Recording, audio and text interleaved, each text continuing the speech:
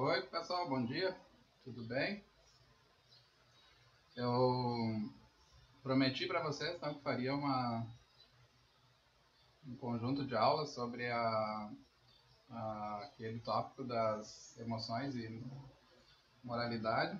Então eu estou iniciando, eu já enviei uma primeira aula para vocês sobre o poder moral do amor, né? E na aula de hoje então eu vou continuar. E no início eu vou explicar um pouco melhor a estrutura daquela aula que ficou um pouco longa, e aí em seguida eu passo então para o tópico da aula de hoje, que é esse tema que está aqui, né, a bondade, a maldade das emoções. Eu queria então, em relação àquela discussão sobre o poder moral do amor, vocês estão lembrados que eu mencionei que as emoções têm um significado moral, no caso do amor, esse significado moral é vinculado com a potencial que ele tem, né, de fazer com que a gente perceba saliências, digamos assim, né, o tipo de atenção e necessidade que as pessoas que fazem parte do nosso círculo moral necessitam, né? Então, a ideia básica ali naquele contexto, né, é que a moralidade é um processo, assim, ela tem uma dimensão psicológica importante. Essa dimensão psicológica tem a ver com o egoísmo, com as nossas limitações, né, narcísicas e de auto-indulgentes, né? A gente está sempre achando desculpas para as coisas erradas que a gente faz, distorções cognitivas também. Então eu amplio as coisas boas que faço e minimizo coisas boas que outras pessoas fazem nas nossas relações, né? Então a gente tem uma memória seletiva também, tem uma imaginação seletiva, uma memória seletiva e afetos, né, digamos assim, que visam proteger o ego, mas que acabam ocultando, né, a realidade do que acontece ao nosso redor, das pessoas. Quem nos magoou, por exemplo, a gente tem uma tendência a fixar muito, né, a dor e não fixar o sofrimento que a gente causa para outras pessoas. Então isso atrapalha muito a percepção moral. Então a sugestão que a Iris Murdoch oferece no trabalho dela, né, que o amor é uma força que tem potencial de vencer essas que ela chama de ego gordo, né, que é um conjunto de fatores que obscurecem assim, a nossa percepção do que é o bem, do que é a coisa certa, né, com relação a outras pessoas, o que as pessoas de fato fizeram conosco e que tipo de resposta nós devemos dar. Então a gente consegue superar essas limitações egoístas através de um olhar afetuoso, né, um olhar amoroso, que é o amor, né, portanto. Então o amor é ali na estrutura do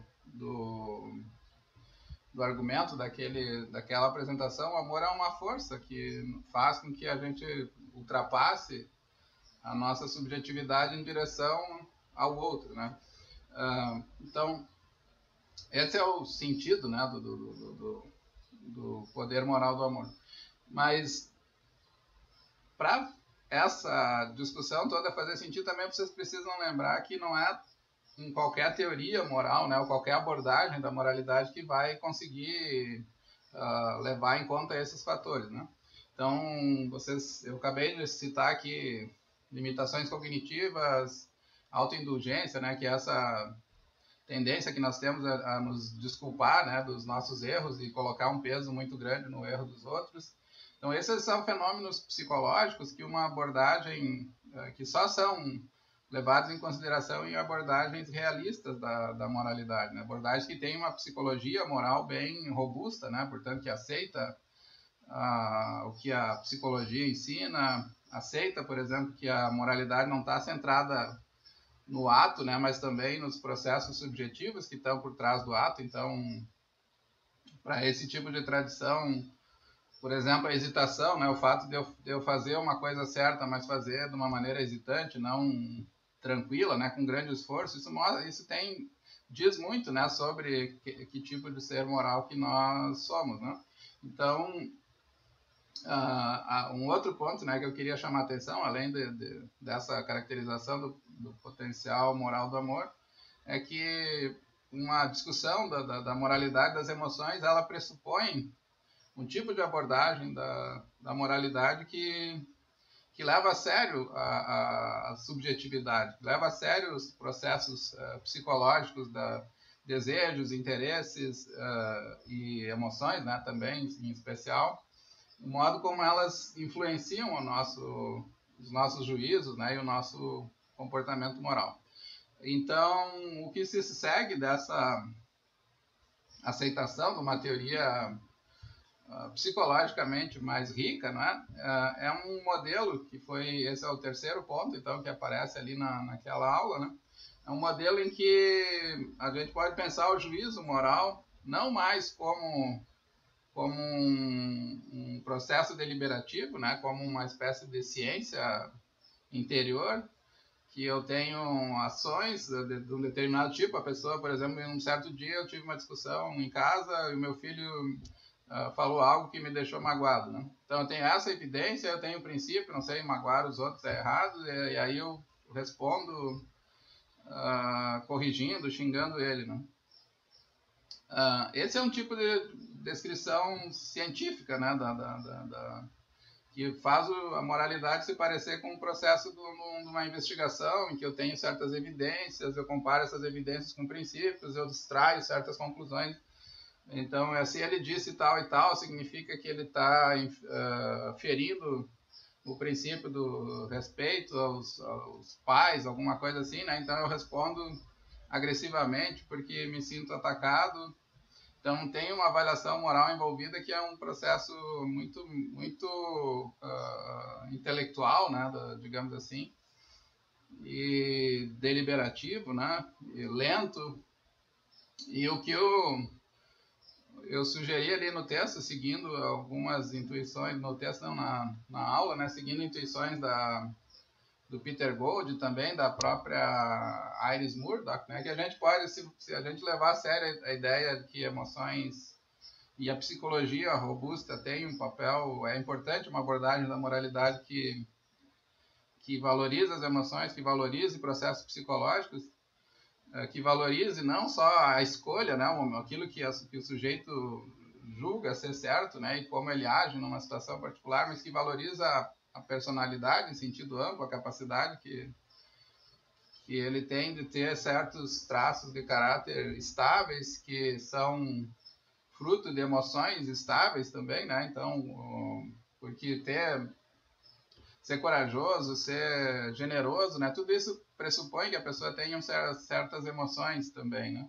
Então, a conclusão se a gente aceita todas as premissas, uma das conclusões que se pode extrair é que o juízo moral ele não é propriamente um juízo no sentido tradicional, né? Uma entidade linguística baseada em premissas, né? A gente pode pensar as nossas ações, e também que são, portanto, resultado, né, de decisões, como sendo uma certa sensibilidade, uma certa forma de percepção. Eu enxergo, né, numa situação que ali cabe um certo tipo de intervenção, e essa intervenção ela é de natureza moral, né, porque eu estou reagindo ao sofrimento dos outros, à alegria dos outros, né? Quando alguém fez um favor para mim, eu reajo com gratidão. Então, ou pelo menos para um grande número de situações, a moralidade pode ser pensada como uma visão, como algo que eu percebo ali na situação que é o certo a fazer, é tomar uma atitude de tipo X. E essa atitude ela é confiável dentro dos nossos eu posso agir, digamos, com base nela de uma maneira confiável, ela funciona, né? Normalmente o sujeito que faz isso, ele acerta, né, na decisão, E ele acerta justamente porque, ou também, né, porque ele tem certas habilidades emocionais.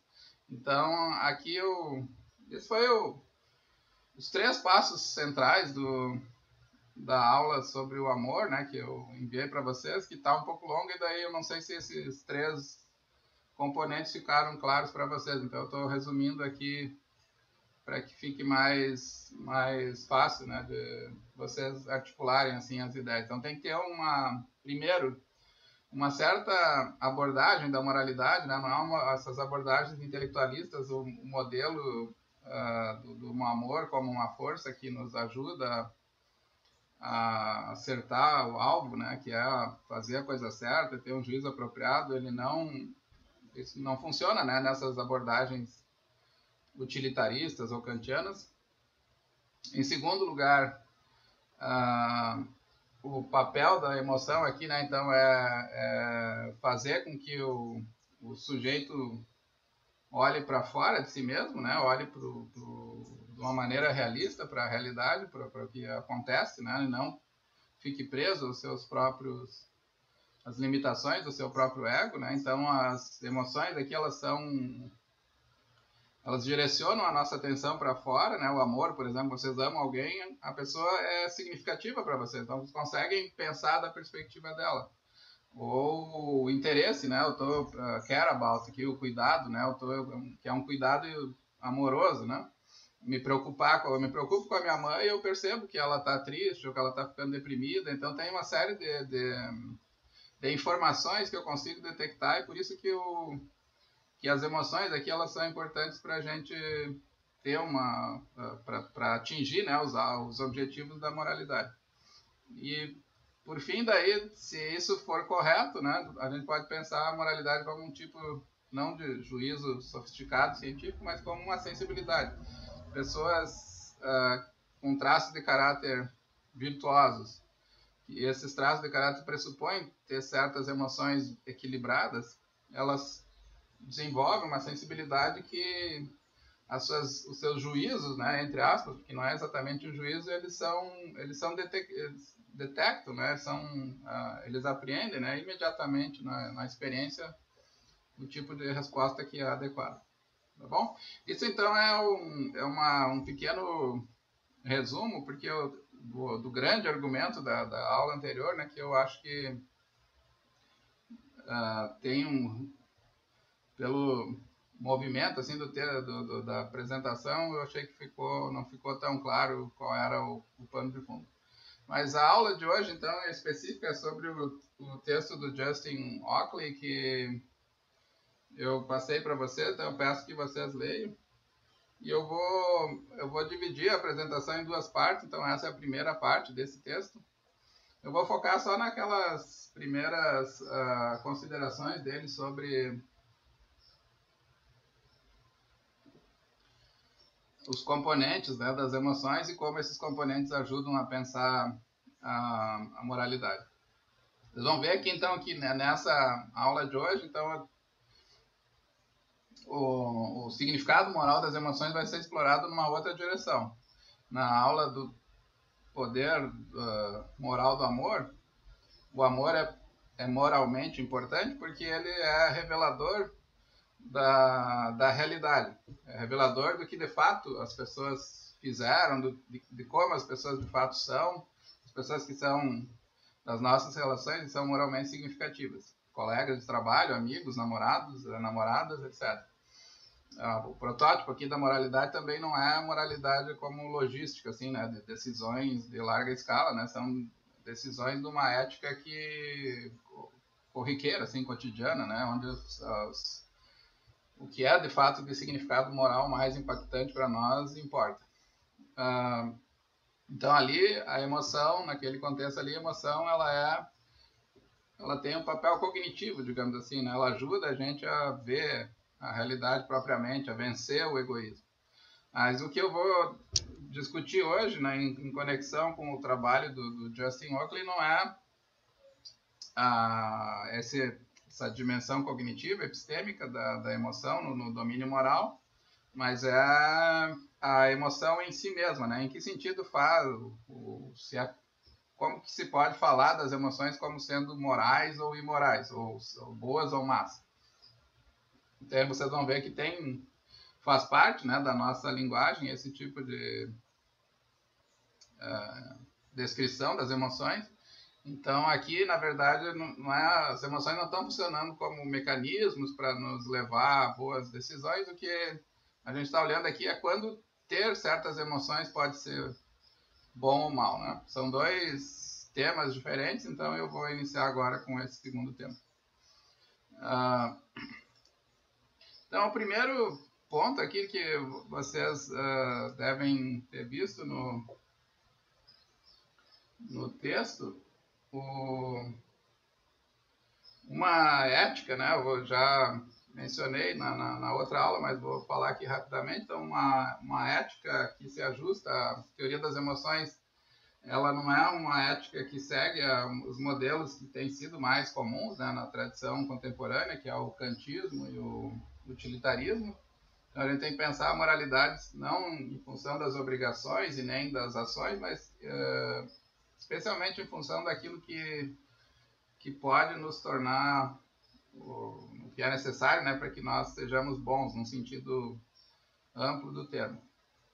Então, na ética kantiana, por exemplo, vocês vão observar que o que tem importância, né, fundamental, os textos, os estados internos, eles são importantes para a qualidade, né, da ação moral, mas o que o Kant centraliza, digo assim, a sua atenção são nos processos intelectuais, né, como, por exemplo, perguntar se essa ação que eu estou me sentindo inclinado a fazer, ela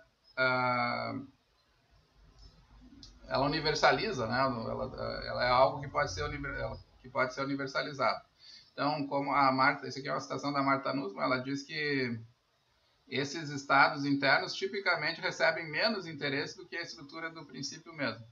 Então, para esse tipo de modelo aqui, no caso do utilitarismo também, o utilitarismo tem um agente, o utilitarista ideal é uma pessoa de um tipo muito particular, alguém que decide subordinar os seus próprios interesses a um bem universal, né, maximizar a felicidade de um ponto de vista imparcial. Mas esse agente, do ponto de vista psicológico, né, as características dele é uma coisa que não é discutido, né, pelas abordagens utilitaristas. Então, tu pensa uma pessoa boa como alguém que tem uma sucessão de boas escolhas, mas toda a dimensão subjetiva da bondade, né, da moral, como ele se relaciona do ponto de vista subjetivo com as escolhas que ele faz, se ele está feliz por ter aberto mão, né, dos seus interesses, ou se ele está fazendo isso com grande dor, né, isso tudo é deixado em segundo plano, né, não interessa tanto para a abordagem utilitarista. E o que o Oakley faz, e que também é o mesmo ponto que eu apresentei ali na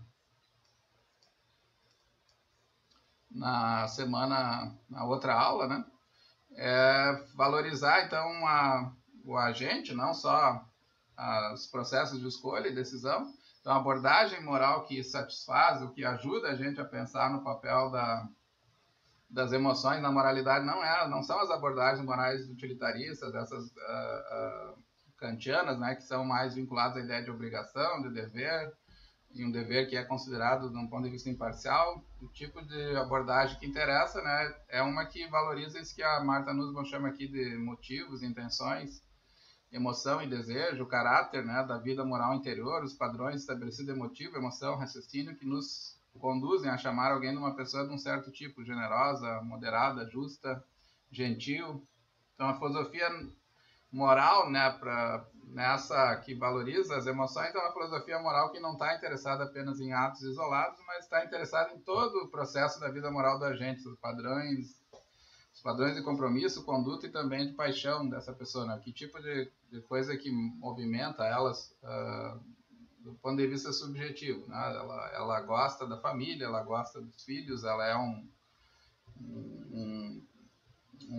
profissional dedicado, né? Então tudo isso faz diferença para a compreensão da dinâmica moral, né? E essa é na medida em que faz diferença para essas abordagens, então o tipo de conteúdo que vai ser levado em consideração na teoria moral é diferente das teorias intelectualistas tradicionais, né? As emoções vão passar a ser relevantes para esse tipo de abordagem. Então, aqui é uma pequena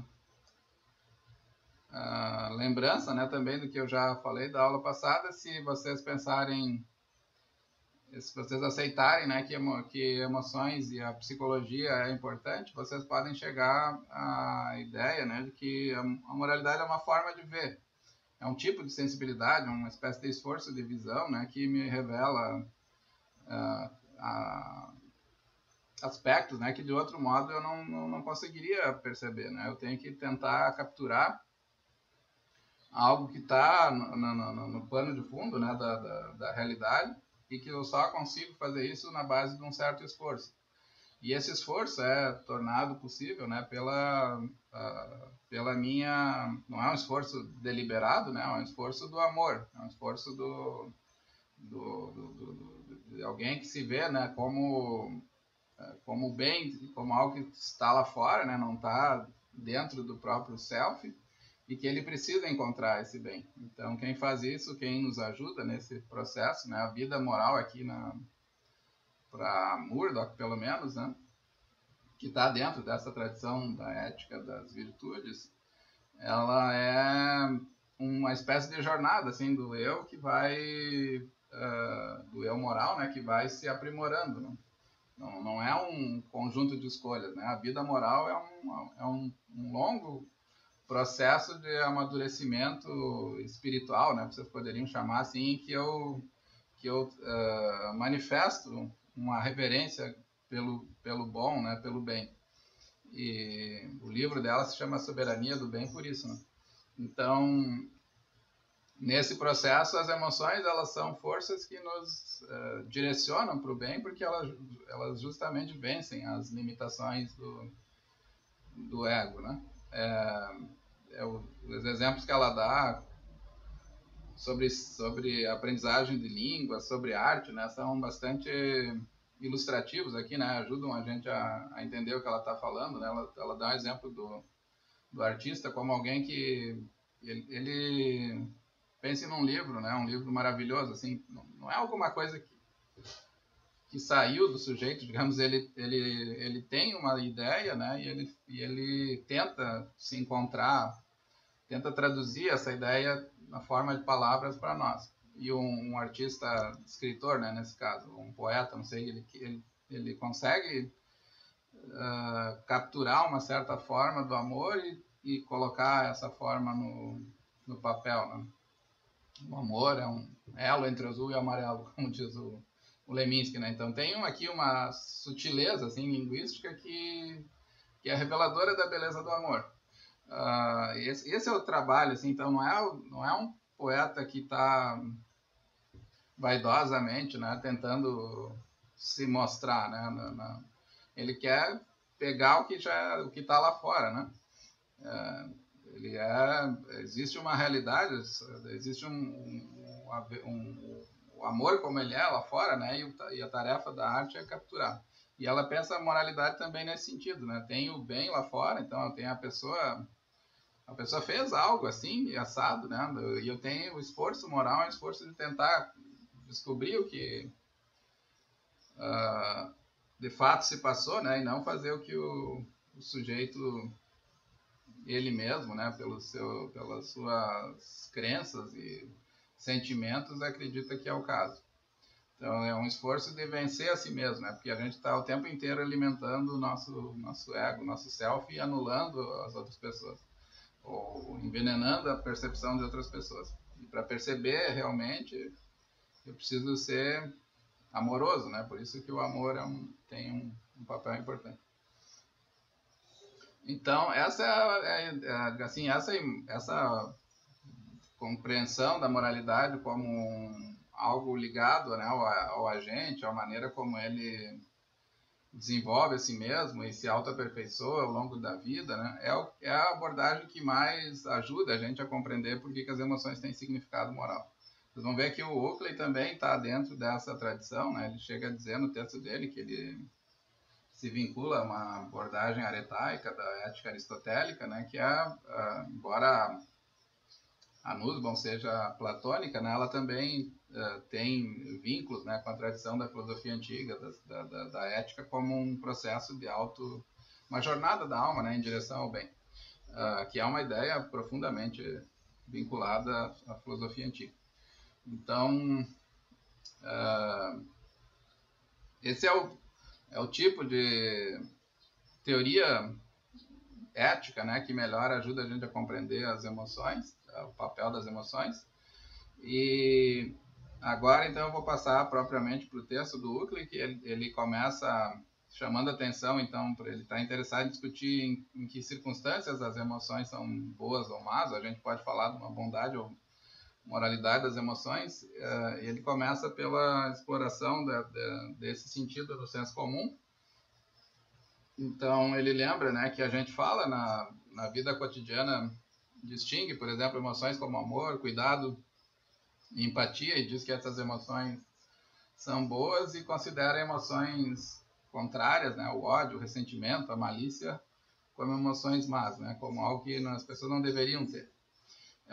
Nós, por exemplo, nós criticamos o medo excessivo, o orgulho arrogante, a raiva injustificada, pessoas que ficam com raiva sobre qualquer acontecimento banal, né?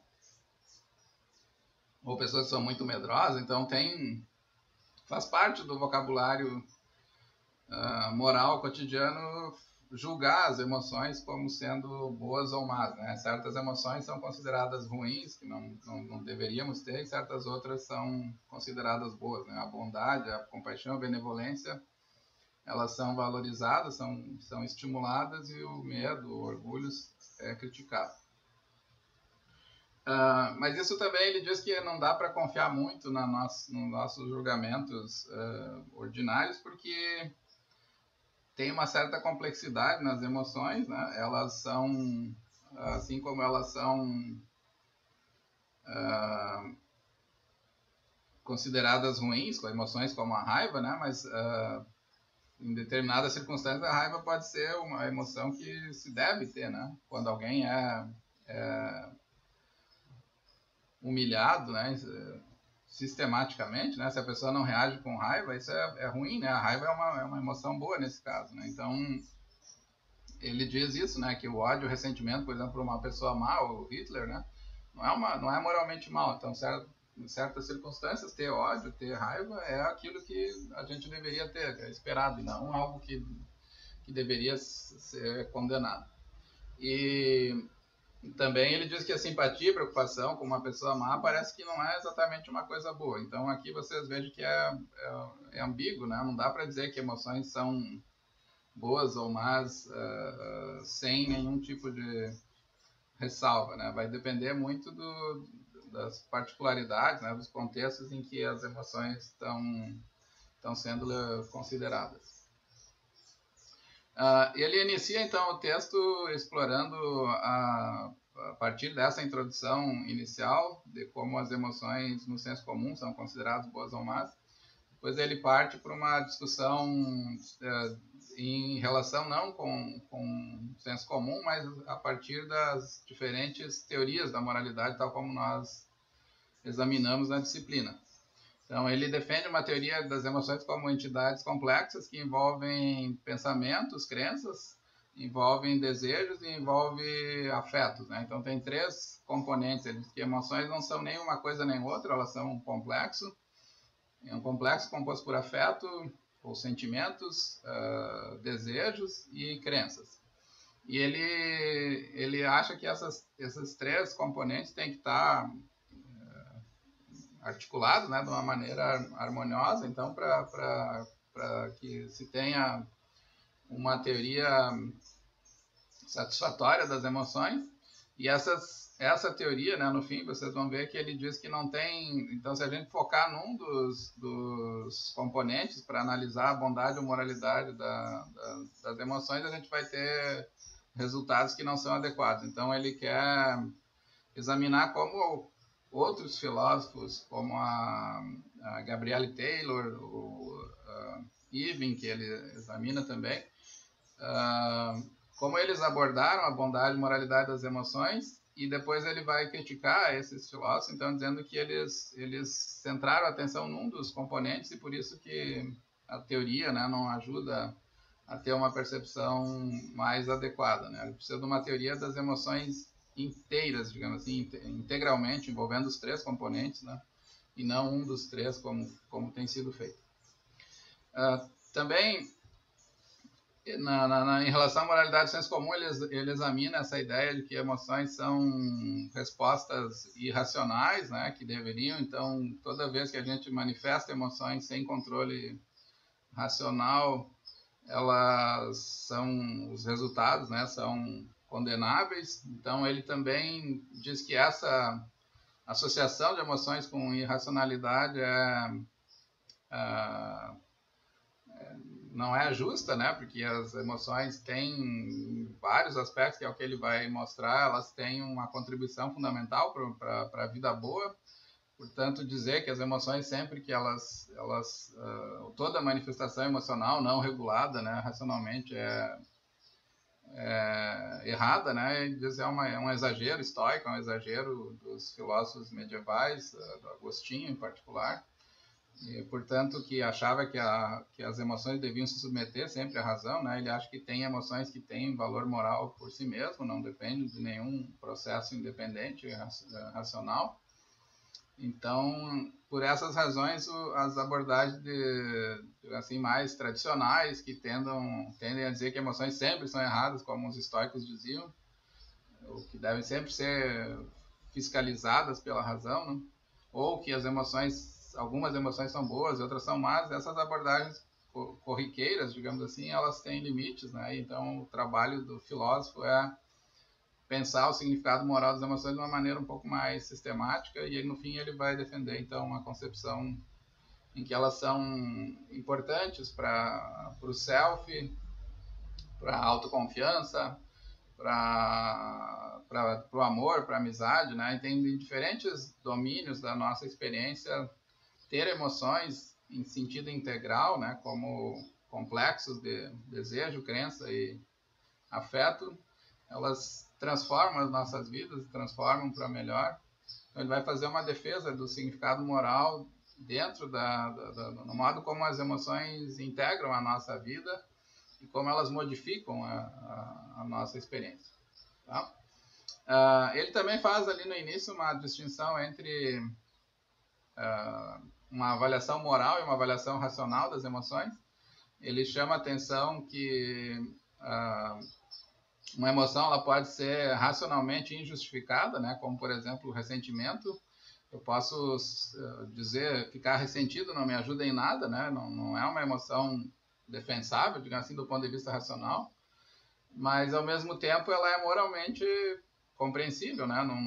Então, muitas vezes se condena o ressentimento porque ele é irracional, mas não se respeita, né, o valor moral dele. Então, ele diz que tem que essas duas dimensões têm que ser colocadas de lado, né? Ele não vai seguir a abordagem racional, não é uma avaliação racional das emoções, mas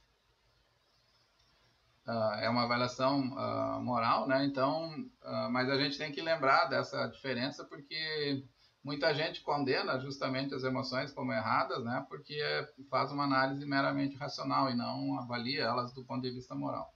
Então, no caso do ressentimento que eu estava falando, né, tem exemplos bastante importantes. Tem um livro que eu queria recomendar para vocês, do Jean Améry, que é um filósofo judeu que foi preso em Dachau, num campo de concentração.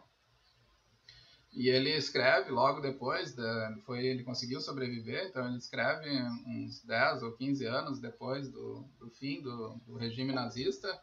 A Alemanha já estava pensando em reconstrução, em perdão, né? E ele diz que não perdoa as pessoas que foi feito com ele, né? Não consegue superar o ressentimento que ele tem pelas pessoas que machucaram ele, torturaram, né? Quebraram quase o os ossos todos dele, né? As mãos dele também foram... Ele foi acorrentado, assim, né, pelas mãos. Então ele diz que essa ele não consegue viver fora do ressentimento. E esse é um sentido em que e ele diz, bom, isso é ruim, né, para minha vida, porque eu não consigo olhar para o futuro, né, sem lembrar do passado. Mas tem uma verdade moral, a verdade moral do crime que ele sofreu, né? Não, é uma violência exigir que a pessoa esqueça, né, do sofrimento que ela teve. Então aqui vocês veem que o ressentimento ele tem significado moral, não tem nada injustificado, não tem nada errado, não é irracional ficar ressentido uma pessoa que sofreu uma violência, mas ao mesmo tempo, se a gente analisar de um ponto de vista racional, seria muito melhor se ele pudesse conduzir a vida dele sem isso, né? Então o que o Oakley está dizendo aqui é que muitas vezes as emoções são consideradas ruins ou más, né? Porque a gente faz uma avaliação de ordem racional e tem que separar essas duas dimensões. Então, com relação à teoria das emoções, ele vai separar os componentes. O primeiro é a crença, né?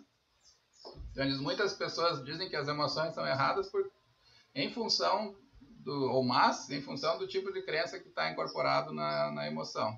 Então, a Gabrielle Taylor diz isso nesse artigo, Justifying Emotions, que o ciúme é sempre errado, pelo menos quando o objeto do ciúme é uma pessoa, particularmente se o ciúme se funda nessa crença, né, que ela acha uma crença errada, condenável, que a outra pessoa é uma coisa minha, né, que eu detenho, que eu tenho propriedade.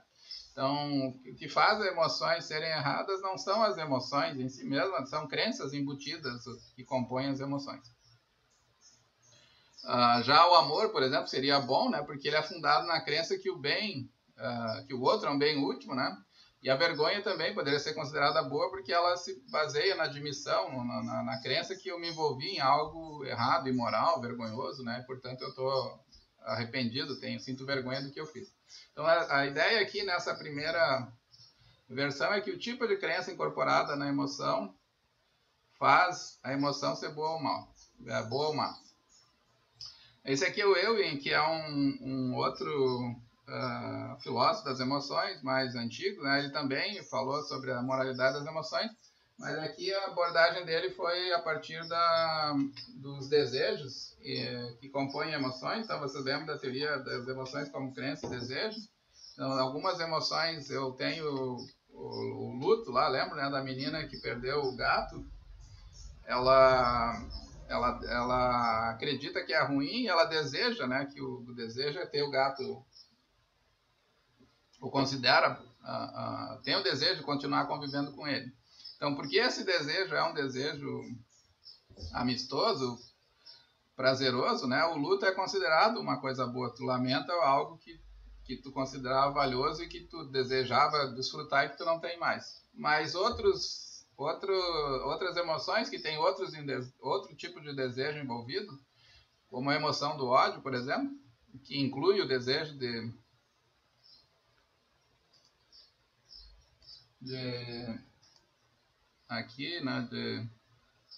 destruir ou danificar o seu alvo. Então ele diz que ele é sempre errado, porque é sempre errado tentar infligir um outro ser consciente, né, um fim em si mesmo, né, o próprio desejo, né, de fazer isso é sempre sujeito à objeção. Então, não tem certas emoções, digamos assim, que elas vão ser sempre erradas, como ódio, porque toda vez que ela for... sempre ela envolve um desejo que é condenado. A inveja também, nessa leitura, então ela poderia também ser condenável, errada, né? Porque ela envolve um desejo de privar os outros das suas conquistas, né? Eu acho que o meu vizinho comprou um carro, eu sinto inveja no sentido que eu considero que aquele bem é um bem que eu gostaria de ter e que eu ficaria feliz se ele não tivesse esse bem. Como tem um certo desejo, né, de privação do outro,